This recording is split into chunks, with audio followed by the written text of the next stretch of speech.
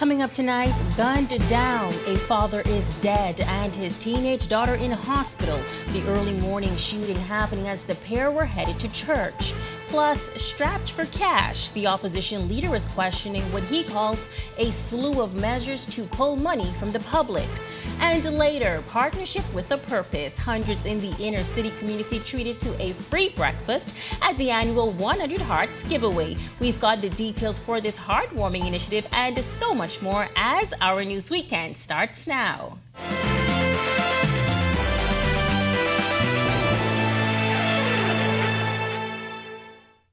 This is our news weekend. Thank you so much for tuning in. I'm Megan Shepard.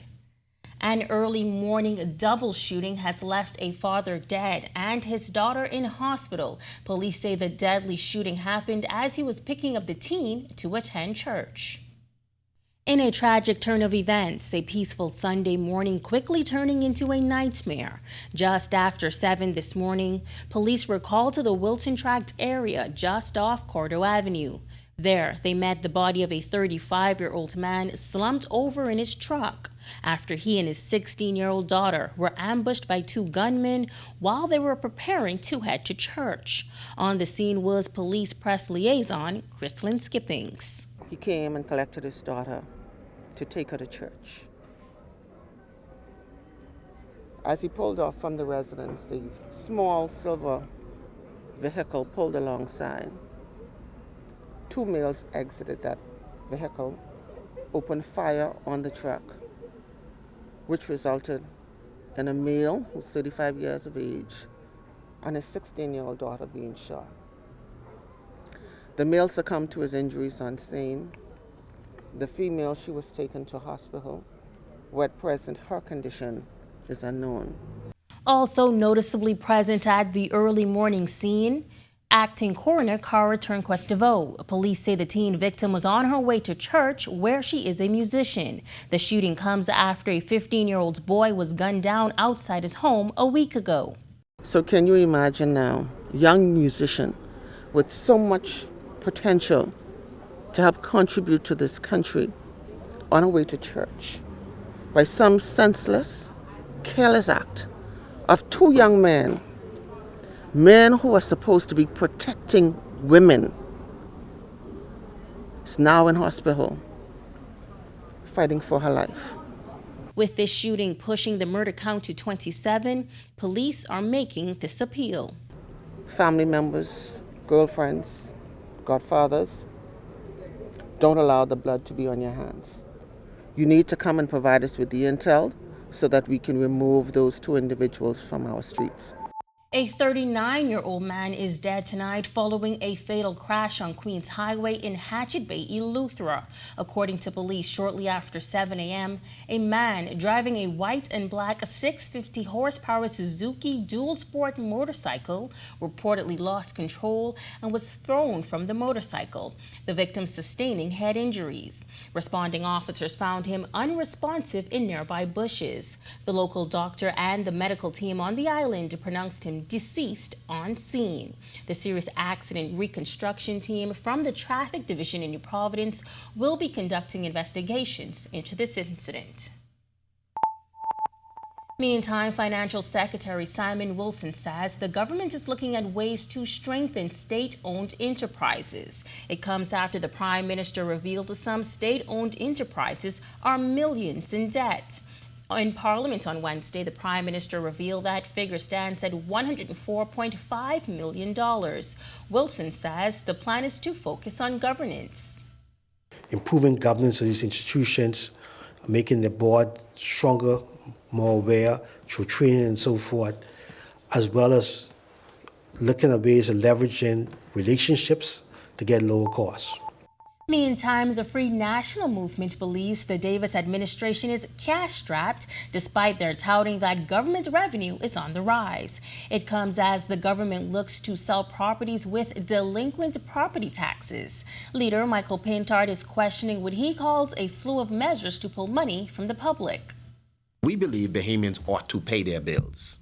So if you have real property tax, the government has a right to seek to get those funds. The problem with the government saying publicly their intention is then to sell persons' properties in order to get the funds, a couple of things would be of concern to us. One, will this government, the Davis-led administration, behave in an ethical way? Would they make sure that we've done a proper evaluation of the property? You have exhausted every conceivable option in order to collect the funds. Pintart says taking someone's property should be the last resort. On Thursday, Financial Secretary Simon Wilson revealed that real property tax is one of the government's major revenue sources. As government moves full steam ahead in this initiative, Pintart says the Davis administration must be transparent and fair. We don't expect to have exceptions. We don't expect a couple of your prominent supporters to get a bly and then others raked over the coal. And one of the things that concern us, in case people think this just comes out of nowhere, help us understand how some powerful peps, politically exposed persons, can get a bly on the money they borrowed from the Bank of the Bahamas that ends up in resolve. Well, hundreds of inner-city residents from Centerville and surrounding areas taking advantage of the first Labor on the Block's job fair for the year. This partnership between Centerville MP Jomo Campbell and the Ministry of Labor is a continuation of the ministry's mission to connect Bahamians with employment opportunities. Campbell says he remains committed to serving the community that elected him and helping residents support themselves through gainful employment. As a member of parliament, sometimes you could get distracted with what goes on your work at the ministry level, but you have to remember that, we're here to serve the people who put you in power, and that's what we want to do. And so when you walk around the community and you hear their needs, we simply react. Sometimes we have to pivot. Sometimes the needs may be environmental issues, cleaning, rats, rodents, derelict vehicles. But today, the issue is unemployment, and so we want to tackle it head on. Public Employment Services Unit Manager Simone Thurston says the turnout was impressive, but urges more residents to be proactive in seeking assistance from the ministry. Thurston invites residents to use the department's website or visit in person at their Carmichael and Robinson Road locations or their Rosetta Street headquarters. We have a job site, jobseekers.bahamas.gov.bs, and persons can log on to that website at any time and search our web for employment opportunities. Our offices are open Monday through Friday, 9 to 4, and we are there to assist persons anytime. Well, lots more news still to come tonight, but first, Ian McKinsey checks in from the Weather Center with your first look at temperatures. Ian. Thanks, Megan. Good evening, Bahamas. Welcome to our Sunday evening forecast. We're currently outside our studios. We're under mostly clear skies with a temperature of 70. Winds are from the north at 7 miles per hour. Comfortable feels like temperature of 71. Current temperatures across the country at this time in our nation's second city, Freeport, we have 68, 69 in Allenstown, Bimini, 71 in Nicholstown, a set of 70s in the capital, Governor's Harbor and Marsh Harbor, 72 in Great Harbor Key. In the central Bahamas, continuing those 71s in Camps Bay as well as Arthurstown, Kidd Island, 73 in Georgetown, Exuma, 74 in Deadman's Key, and 69 in Coburn Town, San Salvador. The southeast Bahamas, 73 in Duncantown, Ragged Island, a set of 74s in Colonel Hill, Delectable Bay, and Abrahams Bay, Mayaguana, 77 in Matthewtown, and 75 in Providenciales, Turks and Caicos.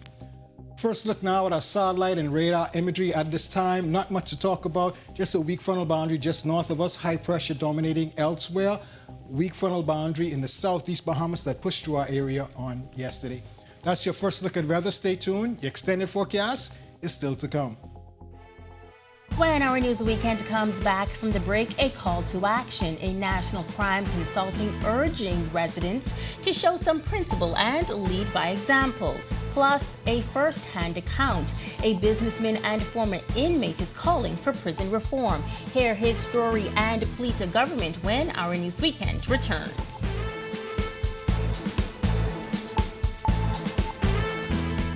Are you or a loved one under medical care? Do you need affordable medical supplies? Ports International is the largest home healthcare supplier. Medical supplies at the very best price, and you can even shop online. From hospital beds to wound care, wheelchairs to walkers, Ports is a one-stop shop for your medical supplies, and we accept insurance. We have online shopping and 2 locations to serve you, at the Airport Industrial Park and Shirley Street. We also ship to the Family Islands. Shop online and visit us on Facebook. Call Ports at 377-1771.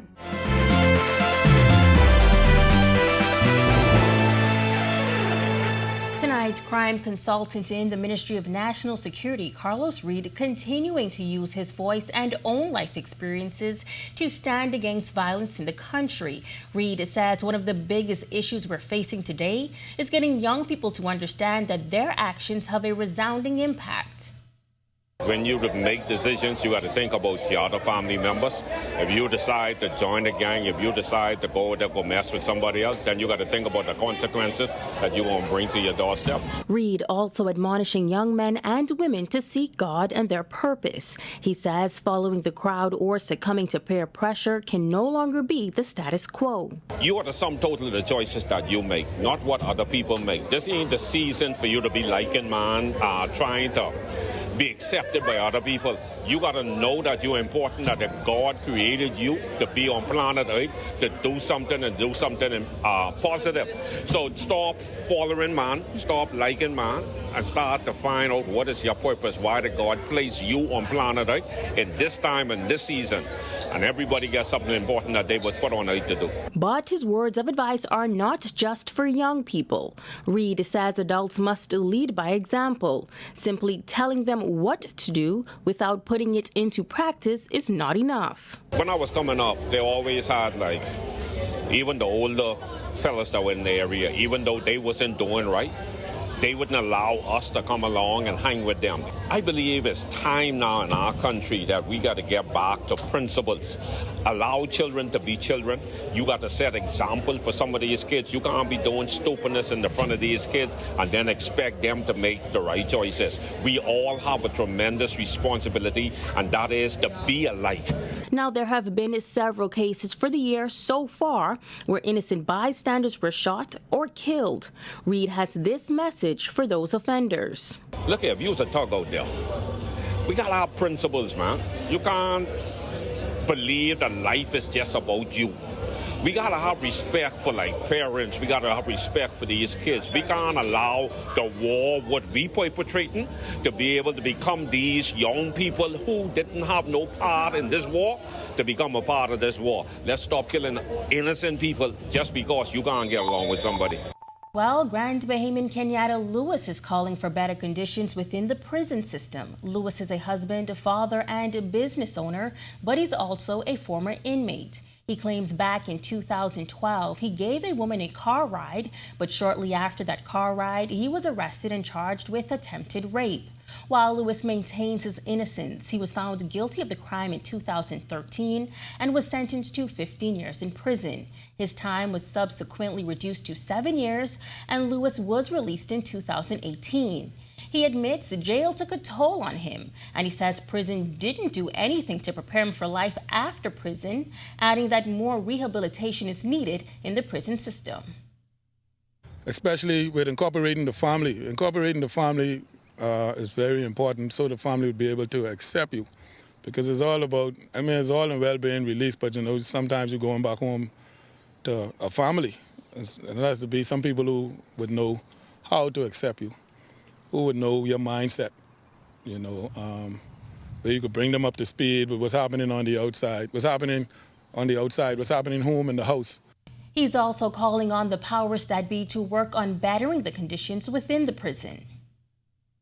You can't teach a man to be normal when you have him living like an animal, So it starts with the conditions and then a lot of rehabilitation or trying to get him adjusted to the outside, and plus equipping them to work, to be ready to stand on their own when they get on the outside. And like I said, incorporating the family in it. In the wake of mounting humanitarian crisis, Landan Bahamas is a non-profit organization dedicated to providing aid to those in need. But now they need your help. The organization was formed back in 2014 to address the growing need for more opportunities and activities for children in the over-the-hill communities. Recently, board member Shaleigh Farrington and other members stood outside the House of Assembly to make their appeal. We're expanding our capacity to assist the children who do not have the finances. They cannot leave the community in the afternoons because they're also caring for their younger siblings. They have chores within the household. Many are being redirected to work and assist the family, which is often the mother or maybe both providers in providing for the family so that they can even eat. They always have a choice they have to make. Do we pay rent? Do we pay our light bill? Do we eat? Do we send our children to school? Yes, school is free, but you have to remember that school really is not free for these families that struggle every day. Still to come, Ian McKinsey is back in the Weather Center with your extended weather forecast. Plus, spring training starts again and the Bahamas gets primed for their rematch against Puerto Rico. Hang on, our sports is up next.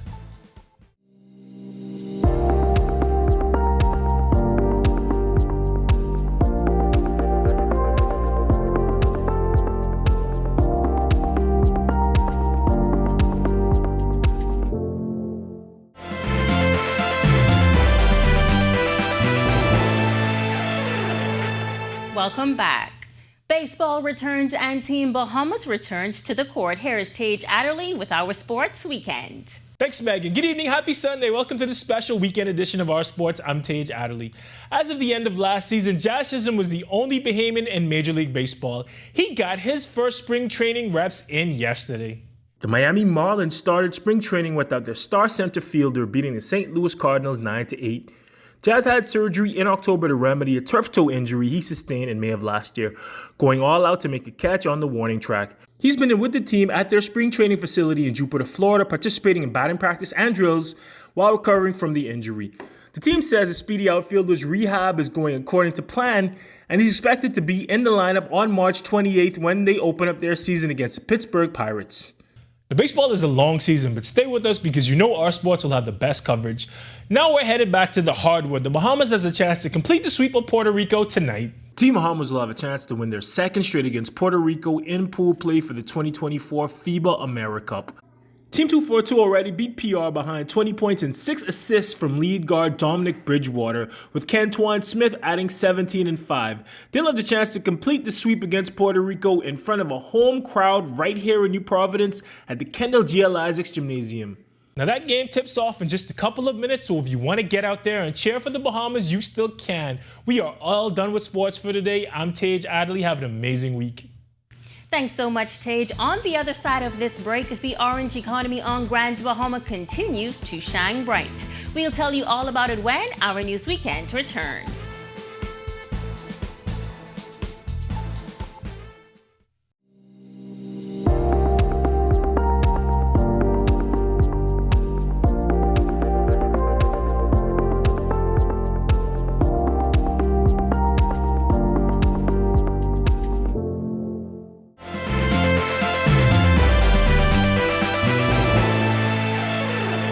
Welcome back. At a time when so many negative issues are plaguing the country, 2 organizations are banding together to do good in one over-the-hill community. Our Sasha Lightbourne visited the Baintown community and has this report. Owners of Nothing But a Number, also known as Anban, a luxury decor company, decided to put down the balloons, draping, and tinsel to feed over 100 people with breakfast Saturday morning. The event took place at Mother Butler Park in the Bain and Grand Sound community, and this is the 3rd consecutive year. Owner Ashley Pratt Larimore. We continue to do it because outside of just being a company that provides beautiful decor for events, we definitely believe in community as well. And as a pillar of service, we continue to try to have events that serve as a blessing to the community. Outside of like the regular t-shirt drives, we want to be able to give back in a substantial way through breakfast this year, as well as we added on the grocery give back as well. We have packed 50 gift bags today, and we hope that we've already started to give some out already, but definitely we want to be able to do 100, but bigger and better next year. Ashley's mom also got a group of friends together to help. They call themselves the Patio Ladies. We are a group of ladies that was formed so that we can come together, share ideas, have a little bit of fun, let our hair down, get away from the whole idea of being in the motherhood and the wifehood and just have some fun. I felt a need to really reach out and help people in our community. And I knew that this area was one of those areas where we could really reach out and assist the persons who live in this area. We also caught up with 2 residents in the community who were grateful for the outpouring of love. They come out here, they see people that are in need, they help us out when we're in need and we need to get what we need to get. They come out here with clothes, they come out here with food, they come out with the word of God, and they help us out. Every Saturday, we help someone bringing us food through God's grace. Today, though, this group is tremendously, they're dangerous. We have food, you can get 2 or 3 food, we have bags, and then you get like 500 people here. It's not that much, but you know what I mean? You're really, so early in the morning, you're really well prepared for us. Now that's something we don't see much of. Like, there's a lot of love over here, miss. A lot of love right there.